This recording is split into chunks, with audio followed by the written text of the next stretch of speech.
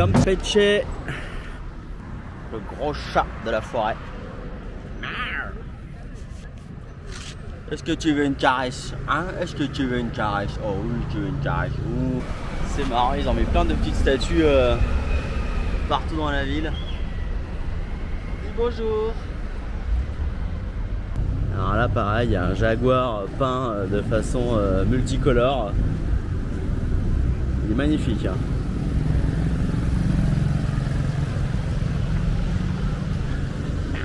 Oh le gros chat, oh il est chaud le gros chat.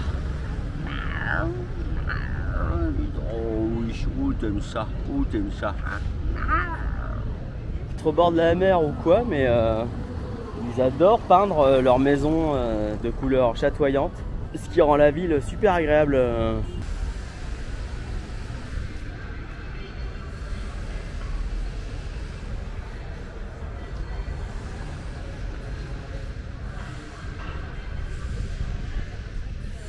La carte de la vieille ville en marron foncé et en marron clair le reste de la ville de Campeche. Donc ça c'est la ville le centre historique de Campeche qu'ils ont refait en maquette. Pas mal. Là je suis sur le mur d'enceinte du centre historique, la vieille ville. Là, du gros mur d'enceinte pour se protéger des pirates. Apparemment c'était ça le danger à l'époque.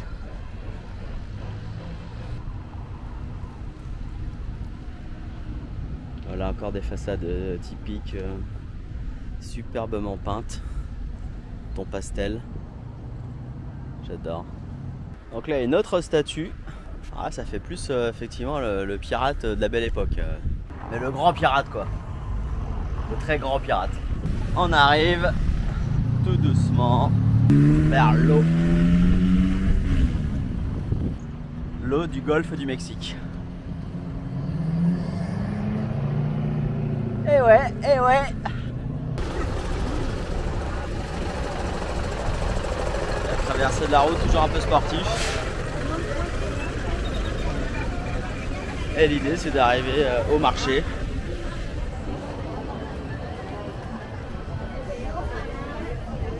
Donc vous allez avoir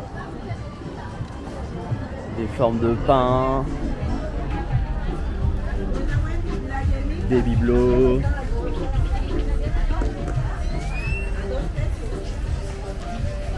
Mais évidemment vous n'avez pas toutes ces odeurs assez troublantes de mélange entre la bidoche, les légumes, les fringues neuves. Puis alors c'est un labyrinthe ce truc.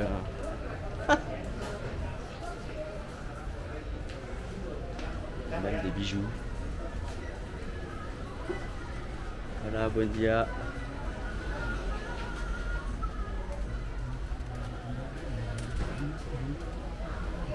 Des monceaux de fringues. Voilà le genre de marché que vous trouverez à Campeche, mais partout dans les villes. Je fais un tour rapide. Permiso. Gracias.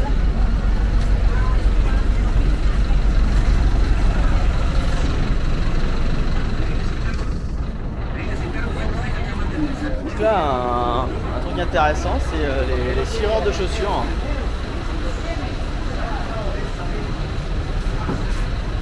Donc là, je sais pas combien ça coûte, mais voilà, on vous cire les chaussures pour quelques pesos.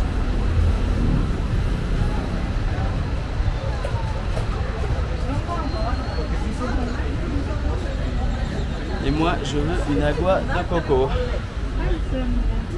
Une agua de coco directement du fruit dans la bouteille. Hola, buenas. Une agua de coco, por favor.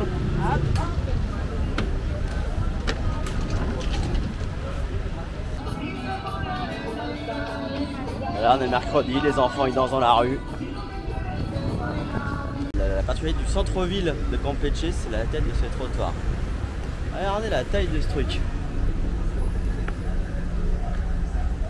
J'imagine que c'est un un truc lié avec les égouts, problème d'inondation. Parce que c'est d'origine, hein, ça a été construit comme ça par les Espagnols.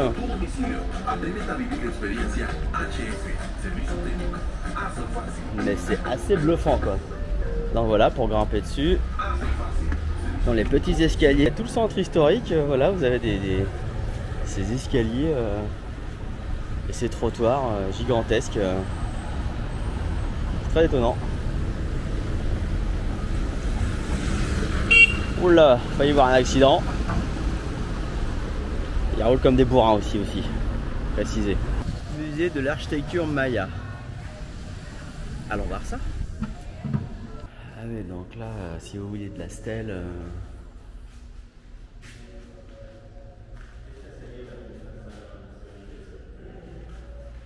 Là, il y a de la stèle.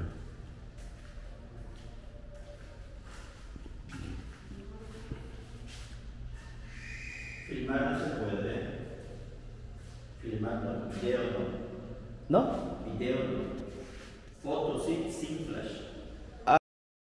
Ah, bah mince alors. Bon, bah tant pis. Je passe tout de suite au plat de résistance du musée en vous présentant le masque de Calakmul, à savoir ce magnifique et spectaculaire masque en jade retrouvé dans la cité maya de Calakmul donc. Le masque est daté d'environ 700 après JC et il a été retrouvé avec tout un attirail mis en scène dans le musée que vous pouvez voir sur la photo à droite, avec des colliers en jade, des bracelets en jade, une bague en jade, un panier, etc. De quoi bien faire le jajade dans l'au-delà. Et si on superpose le masque avec le reste, au milieu, voilà ce que ça pouvait donner à l'époque. Je vais maintenant m'attarder davantage sur le masque en lui-même, car il s'agit quand même de l'une des pièces les plus emblématiques de la culture maya, avec celui de Pacal retrouvé à Palenque. Alors comment sont interprétés certains des éléments constitutifs de ce masque de Calakmul d'après les spécialistes mexicains? Avant de répondre à cette question, je vais vous parler un peu du jade, cette roche métamorphique de grande dureté, presque aussi dure que le granit, c'est dire, et qui était clairement la pierre précieuse qui avait le plus de valeur auprès des cultures mésoaméricaines. Parmi ces différentes couleurs, qui vont du gris clair au noir, le vert était le préféré des Mayas en raison apparemment de son allusion à l'eau et à la fertilité, symbole de renaissance. Et ils l'ont donc utilisé pour fabriquer tout un tas d'objets comme des bijoux, des petits bonshommes gravés avec 3 doigts ou encore des masques parce que c'était quand même leur truc de faire des masques en jade pour leur souverain défunt. On sent l'esprit créatif des artistes qui ont fabriqué ces œuvres d'art, ce qui pourrait faire s'exprimer à un certain masque bien connu. Splendid! Mais nous, celui qui nous intéresse, c'est celui de Calakmul, et on commence notre analyse sous le menton du visage avec une forme qui rappelle celle du papillon, qui serait là en train de déployer ses 4 ailes de jade. On aurait donc affaire à un symbole lié au vent et à l'âme du souverain décédé, le papillon étant également un être en perpétuelle transformation, signe tangible du cycle de la vie. Il est écrit également que, dans l'art préhispanique, le papillon apparaîtrait également comme une représentation de la planète Vénus. Ensuite, en guise de cache-oreille, on peut observer des fleurs à 4 pétales qui seraient une représentation du modèle du cosmos. En effet, selon les Mayas, au début des temps, le monde était délimité par 4 coins, 4 côtés et un centre. Un carré quoi. Et cet espace sacré relierait les 3 niveaux de l'univers, le céleste, le terrestre et le monde souterrain. Donc plutôt un cube en fait. Avec cette explication à un brin capillotracté, j'avoue que je cherche toujours les 4 coins dans les cercles formés par les fleurs, mais je ne fais que vous lire ce qui est écrit sur les panneaux à côté du masque. Sous ces cache-oreilles, on peut voir ce que les spécialistes appellent des crocs de serpents qui ne sont pas en jade mais en coquillage. Ils appartiennent à un serpent qui serait présent ailleurs dans le masque pour évoquer le plan céleste, mais que je n'ai pas trouvé ailleurs dans le masque. La présence du serpent dans les vêtements des dirigeants indiquerait leur condition divine. Tiens donc, pour les Mayas, le serpent est un être céleste, terrestre et aquatique, avec le pouvoir de transiter par les 3 niveaux du cosmos, rien que ça. Calakmul étant connu par ailleurs comme la ville de la tête de serpent et ses dirigeants sous le nom de Seigneur divin du serpent. Et enfin, dernier élément, mais pas des moindres, même s'il est moins démonstratif que les autres, le maïs, symbolisé par ces deux petites feuilles de jade dans la coiffe du masque qui représenteraient donc des pousses de maïs. À sa mort, le souverain deviendrait une graine semée sur la montagne sacrée pour ensuite réapparaître en tant que divinité du maïs, assurant la subsistance de son peuple, comme c'est bien dit. Le maïs étant jusqu'à aujourd'hui le principal moyen de subsistance du peuple maya et un élément central des cultures du Mexique. Donc avec le maïs, les fleurs à 4 pétales, les crocs de serpent et le papillon, vous avez 4 symboles très importants du monde maya qui sont représentés sur ce masque de Calakmul découvert en 1984 après plus de 1200 ans de sommeil. Tout cela n'est-il pas splendide? Je vous emmène maintenant pour une autre courte visite au deuxième musée Maya de Campeche qui se trouve dans le fort derrière moi. Donc un fort bâti par les colons espagnols. Et donc ils ont mis un musée à l'intérieur. Intéressant ça de mettre un musée dans un fort. Très très bonne idée. Ah ouais, on a carrément le pont-levis quoi. Les douves.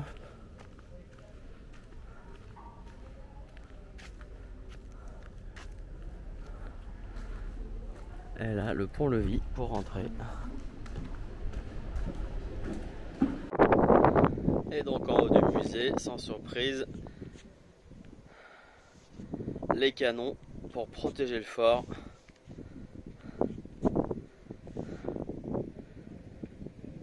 En cas d'attaque des pirates.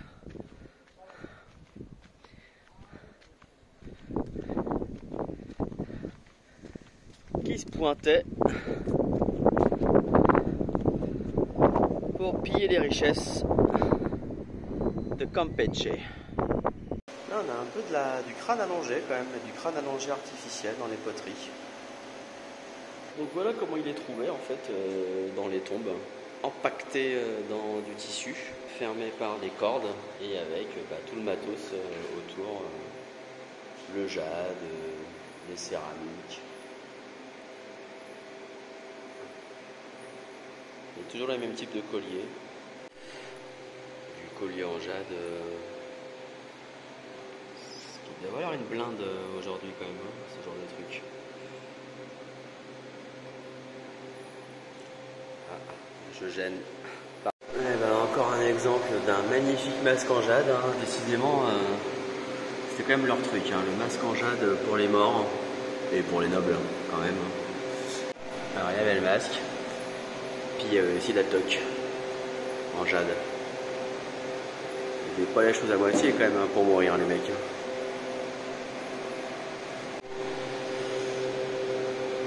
Encore un masque funéraire en jade. Si je me pile ma tête dessus comme ça, voilà. On a un prio avec le masque en jade dessus. Là on a un musée, on a 4 masques funéraires. C'est quand même impressionnant. Qu'est-ce qu'ils sont beaux. C'est vraiment magnifique ces masques. Petite boisson, jus d'orange au minéral, m'a-t-il dit quand il m'a vendu son truc. En tout cas c'est hyper sucré, c'est hyper frais, c'est hyper bon.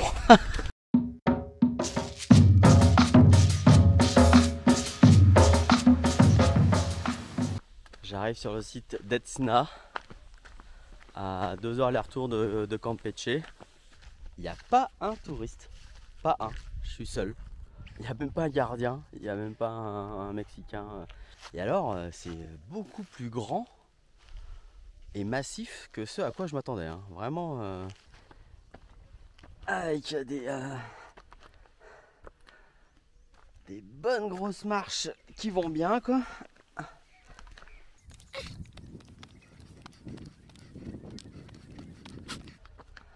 Ouais. Ah ouais, Sna, c'est des sacrées ruinas. Waouh.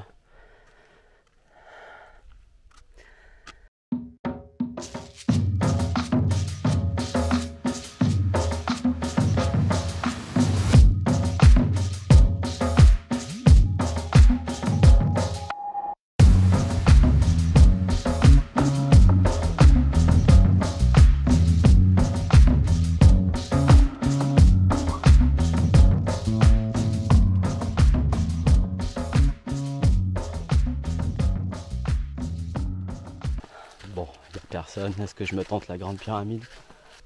Bah ouais, je le tente, évidemment. Un peu de chemin à grimper quand même.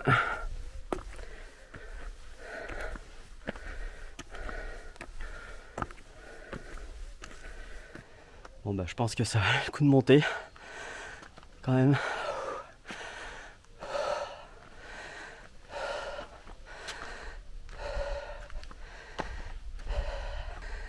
Il y a quand même une vue assez hallucinante.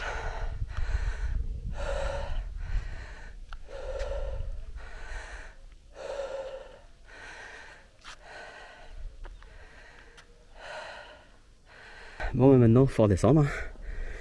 Hein, pas le tout. Derrière moi, donc vous avez la carte de l'état de Campeche. Donc avec en haut Campeche et puis tout en bas, je vais me rapprocher, Calakmul, la cité Maya au milieu de la forêt. Alors là, on est vraiment au milieu de la forêt. Ça va être 4-5 heures de route demain. Je pense que ça va être rock'n'roll cette histoire.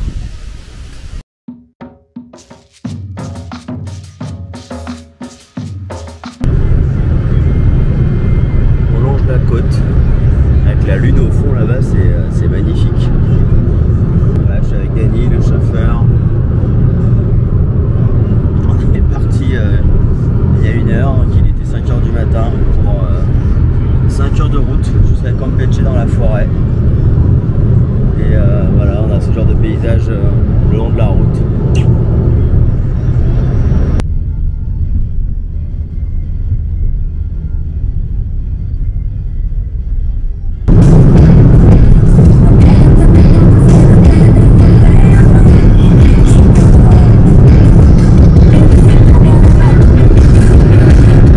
Ah ouais, on est à 130.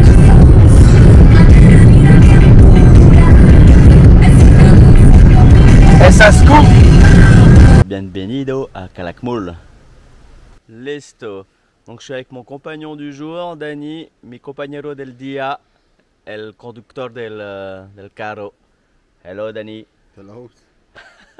¿Cómo te llamas, Dany? Dany, Balán. ¿Cómo estás? Muy bien. Gracias a Dios, hasta ahorita todo bien. ¿Cómo fue el viaje con el francés? Muy bien, todo tranquilo, hasta ahorita. Super, gracias Dany. J'ai pas les yeux en face des trous là en arrivant, donc voilà, je me laisse embarquer. Il y a des singes normalement. J'espère que je vais pouvoir vous montrer des singes. J'adore les singes. Ah bah on devrait y arriver à les voir là. Les petits singes. Ah bah oui là. En plein dedans. Ah.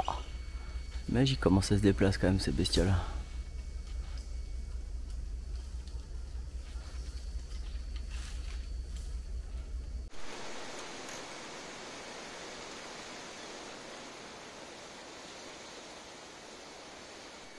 Ah quel con.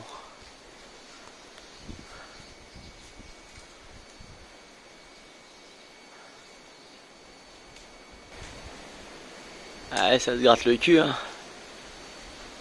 Ah, ça fait 1 demi-heure qu'on marche, hein. J'espère qu'on va y arriver un jour à la zona archéologica.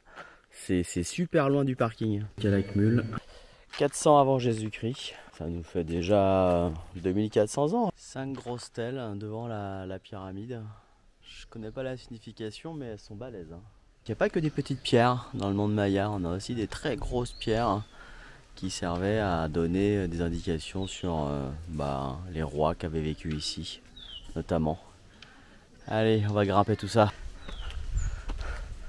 Des petites marches, il faut faire très attention quand on s'y colle.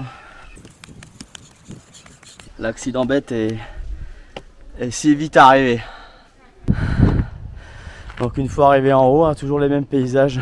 On est pile à la cime des arbres. Donc on n'est pas sur la pyramide la plus grande de Calakmul. La pyramide la plus grande, elle est derrière moi. Et c'est là que je vais. Il y a même un sacré paquet de grosses stèles. Putain, les morceaux quoi. Je sais pas combien ça pèse un truc pareil, mais. Oh, ça fait quoi? Ça fait 3 mètres de haut. 4-5 tonnes, ouais, j'imagine. Et là, on arrive devant la grande pyramide.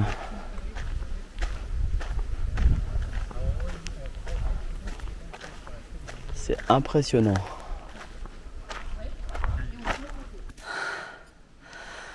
Donc évidemment, la vue est splendide. Non, vraiment splendide. Et, donc, je sais pas jusqu'où on peut voir. Voilà, j'étais à la petite pyramide en face tout à l'heure.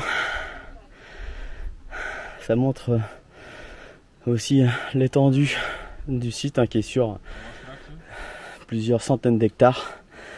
Quand je monte comme ça à une pyramide, à chaque fois, le prêtre, merde, j'ai oublié l'eau, merde, j'ai oublié, je sais pas quoi, obligé de redescendre à chaque fois,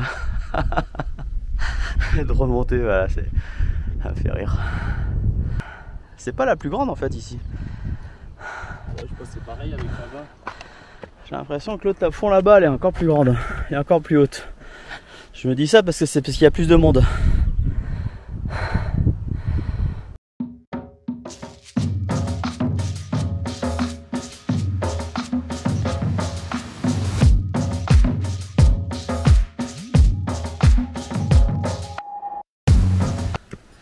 Par contre c'est fou comment c'est casse-gueule à descendre. Autant en monter ça va, mais alors à descendre, les marches sont hautes et sont hyper raides.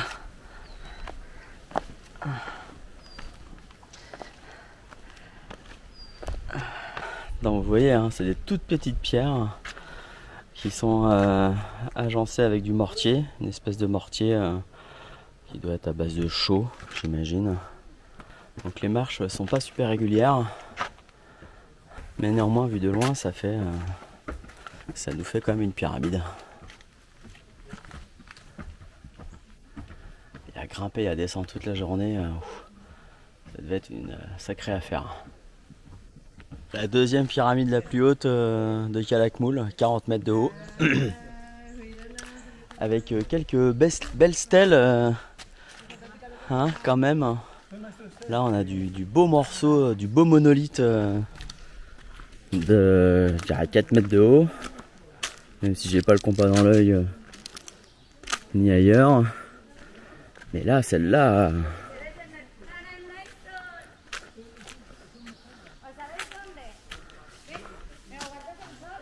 celle-là elle est carrément balèze. Bon bah il n'y a plus qu'à la monter. Allez zou, c'est parti. Voilà, 40 mètres plus haut. Putain, je vous dis pas si les prêtres de se taper les 3 pyramides dans la même journée. Oh la vache. Ça devait être des sacrés sportifs quand même. Oh. Donc là-bas, au fond, vous voyez la grande pyramide, la plus grande. Bon, elle doit faire, je sais pas, 45, 50 mètres. Et la première que j'ai grimpée là-bas, qu'on va dépasser à peine des frondaisons. C'est fou comme c'est planqué dans la nature quand même. Mais c'était bien à l'ombre, hein, toute la journée. Bon, ça devait être bien déboisé quand même à l'époque. Ah, les 3 pyramides à la suite, ah, ça calme.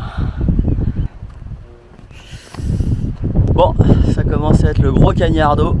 C'est l'heure de rentrado à la casa pour una buena cerveza.